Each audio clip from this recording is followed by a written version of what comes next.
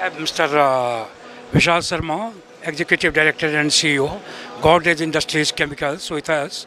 He will be talking about the current status of the chemical industry as well as growth of Godrej Industries Chemicals Division. Sir, what are the three things uh, that needs to be tackled for the growth of the Indian chemical industry? So for me, the top of mind three items are: first, we need to really fast track the approval processes that we have. You want to set up a chemical plant, you need somewhere between 80 to 100 approvals. Some of these happen pretty fast, they happen in weeks, and some of these take months, and some of them take more than 1 year. So you think of someone who wants to invest and expand, and we want to grow fast. Modi ji has announced we want to be a 30 trillion economy by 2047. It won't happen if we don't move fast. So I think speed is very, very important. Some of these key approvals, whether it's land acquisition, whether it's PESO licenses, I think these need to happen in 1/4 or 1/5 the time. It's just taking very long right now. We've been trying to expand and we have found these obstacles and bottlenecks. That's one. Second is, India has a R&D investment ratio of 0.6%. So our R&D spend is 0.6% of our GDP. Compare that to the global average, it's around 2.5 to 3%. Compare it to countries like South Korea. South Korea and Israel are sitting at 6.5, 7%.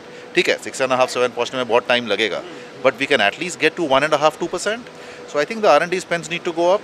Now companies have to manage their P&Ls. If the government can give some incentives, for example, if you have an R&D spend of a certain value, there are some tax exemptions there or something like that, I think that'll be very useful, because we'll have to innovate. Without innovation, it's going to be very difficult for the industry to really grow and outperform. And if we want to grow fast and big, we can't look at only India as a market. We have to look at the world as a market. So we not only should produce for domestic consumption, we need to be a very strong exporter globally, and we need to be competitive. So innovation is critical. And the third and last point is, we need to be cost effective. So I'll focus only on one item: logistics, because that's where the government can help us. The infrastructure that we have. So we are sitting here, I had to get down from my car half a kilometer before and walk, because there's a traffic jam, because there's a single lane road. I'm just giving a live example of what happened today. When my trucks go from one place to another, my logistics cost is twice of what it is in China. How am I going to be competitive globally if my logistics cost is going to be 14%, whereas in China it's around 7, 8%? So I think this is the area, again, the government is doing a lot. Gadkari ji has made many announcements, and we thank Modi ji and Gadkari ji and everybody for what they are doing. ये थोड़ा सा और fast करना पड़ेगा, and we need to do it, I think, in a very focused fashion. So, do you think that industry can also play a good role, good part in accelerating these efforts? Because government always keep on telling that they are only facilitator. So, public-private partnership sort of thing to tackle these challenges? I think the industry, of course, has a role to play, right? Now, industry's job is to bring investments, industry's job is to bring talent and put everything together. But industry does not make policy. So if a PESO license is taking 18 months today, industry can't change that. The government has to change that and understand why is it taking 18 months. What analysis is being done that this takes 15 months, 18 months? Why does land acquisition take 6 months? Industry can't do anything about that. So I think, of course, industry has a role to play. And industry is doing that, and the government is also doing that. The points I'm making is areas for improvement. How will we motivate industry to spend more on R&D? खर्चा तो R&D को ही industry को ही करना है. But if the industry can be motivated to spend more on R&D, I think it will be helpful. That is where some government incentives or some government SOPs, I think, will play a role. Infrastructure.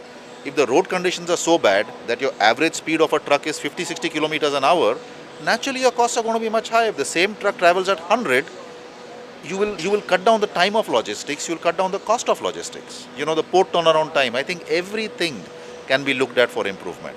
There is improvement happening. I'm not trying to be critical here. There's improvement happening. The pace needs to become faster and we need to do more. That's the request. And how do you see the current status of the growth of the chemical industry in comparison to other major producing countries? So between 21 and 23, the chemical industry globally and in India did pretty well. Prices went up, commodity prices also went up, and it was a good time for everybody. Post that, 18 months has been pretty difficult.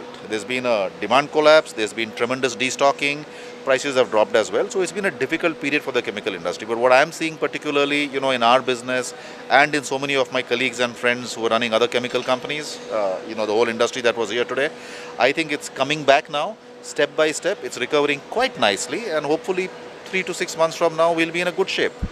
Having said that, I think we need to think long term as an industry and not short term. Cycles will come, cycles will go, right? So one of my old bosses used to tell me, when you're looking at business, look for the currents, don't look at the waves. Waves come and go.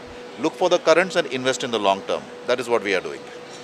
Now coming to Godrej Industries Chemical Division, uh, how is the performance overall in terms of production, financials, and what is your expectations from this year?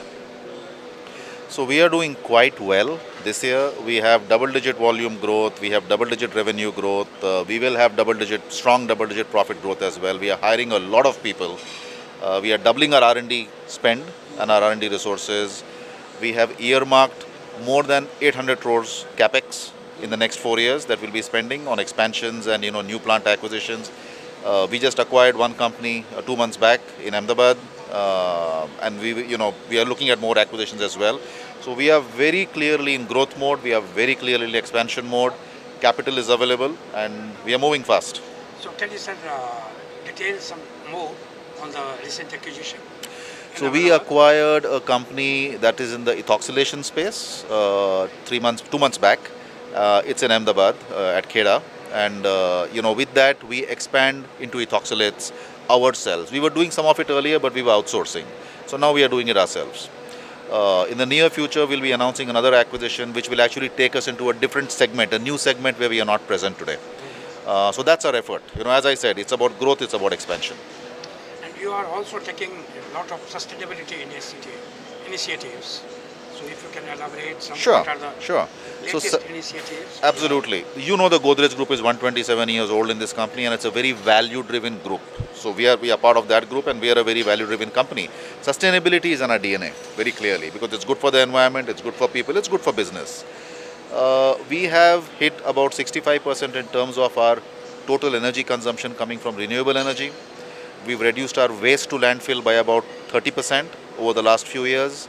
Our water recycling has now crossed 50%, and we want to make it 100%, before we hit 2030. And we also want to be 100% on renewable energy by 2030. So a lot of efforts are being done here.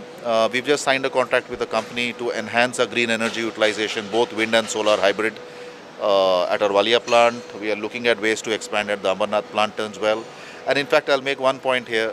I think we need to have a discussion with the government in Maharashtra about how we can actually increase the amount of renewable energy we use in our plant at Ambernath.